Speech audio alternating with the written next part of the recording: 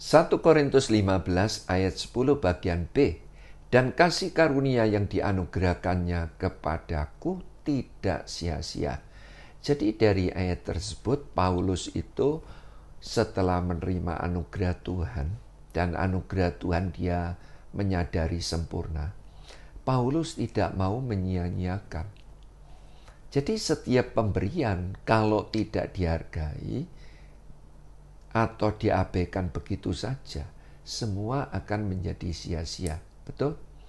Jadi itu sebabnya kita, sekalipun kita itu sudah terima Yesus sebagai Tuhan dan Juru Selamat, kita itu mendapat anugerah dan anugerah Tuhan itu sempurna, tetap di dalam kehidupan kita ini kita harus sadar ada bagian manusia yang harus memperjuangkan apa yang telah dipercayakan. Saudara percaya enggak bahwa saudara telah menerima keselamatan setelah terima Yesus sebagai Tuhan dan Juru Selamat? Nah, kalau saudara percaya saudara sudah terima keselamatan, ya harus dijaga. Masa kita sudah terima keselamatan, tapi selingkuh jalan terus? Kira-kira kita bisa tetap mendapat keselamatan enggak? Ya enggak mungkin. Betul enggak? Berbicara apa? Pekerjaan yang Tuhan percayakan juga harus diperhatikan, harus dirawat, harus diperjuangkan. Berbicara keluarga, rumah tangga yang dipercayakan juga harus dirawat, diperjuangkan, dipercayakan anak, dipercayakan istri, dipercayakan suami, harus diperjuangkan, dirawat, diperhatikan, dihargai. Nah, itu penting. Hari-hari ini banyak anak-anak Tuhan, mereka tidak mau memperjuangkan. Mereka malas, mereka tidak tertib, mereka tidak disiplin. Mereka menganggap kalau sudah dapat anugerah, ya itu sudah cukup. Nah, tidak boleh saudara. Tuhan percayakan kita, ya kita mempunyai iman, ya harus diperjuangkan. Yang namanya iman kita harus bertumbuh menjadi besar. Tuhan percayakan pengetahuan wawasan kita juga harus di-upgrade. Tuhan percayakan karakter kita juga harus berubah. Harus menjadi seperti Tuhan Yesus. Loh, kan begitu. Jadi sampai hari ini Tuhan itu ya di dalam hal memperjuangkan,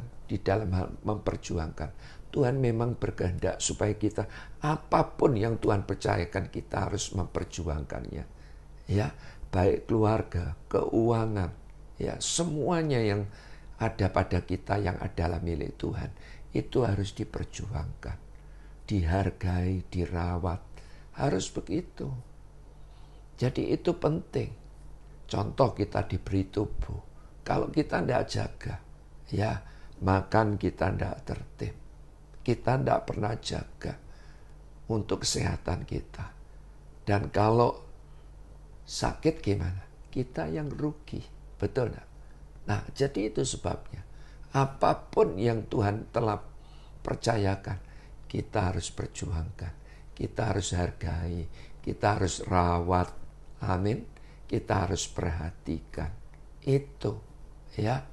Terutama di dalam hal memperjuangkan, jangan lupa kita harus libatkan Tuhan. Jangan sampai kita itu memperjuangkan dengan kemampuan kita sendiri. Nah, itu salah.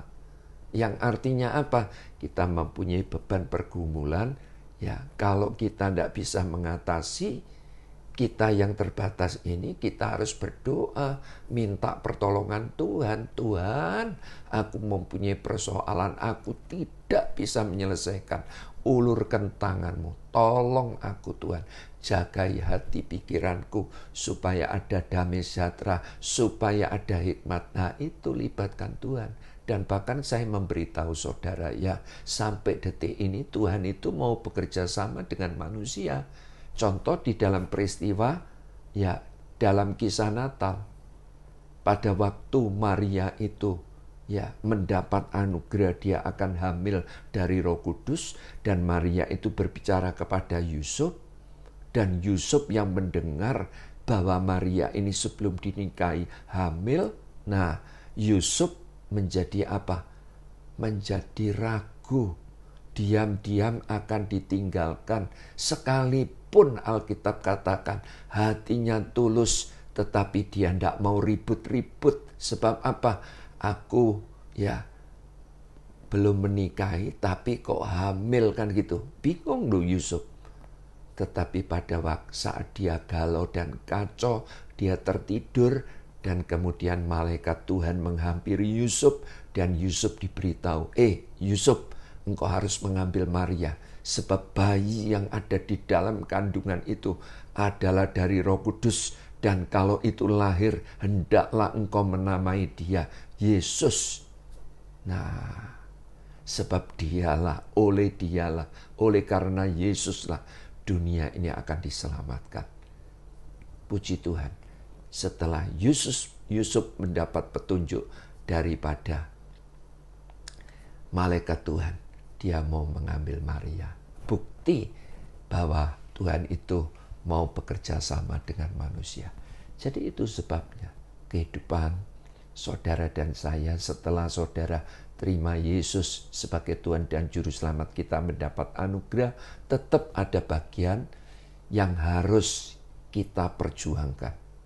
Amin. Dan kalau kita berjuang, jangan lupa libatkan Tuhan. Dan sebagai kesimpulan, berarti kita yang telah menerima anugerah Tuhan ini tadi, sekalipun secara fakta kita harus berjuang, tetap hidup Kristen harus penuh sukacita. Sebab Alkitab katakan, Tuhan Allahmu ada di antaramu sebagai pahlawan yang akan memberikan kemenangan. Dan ia bergirang karena engkau dengan sukacita. Ia membaharui engkau dalam kasih-Nya. Ia bersorak-sorak karena engkau dengan sorak-sorai. Amin. Nah itu. Jadi tidak ada alasan. Saudara sebagai anak-anak Tuhan, setelah terima Yesus sebagai Tuhan dan Juru Selamat, sekalipun hidup ini diwarnai dengan berbagai persoalan, tetap sukacita. Sebab hati yang penuh sukacita, saya mau katakan, perkataan, pikiran, tingkah lakunya akan jadi berkat. Tuhan Yesus memberkati.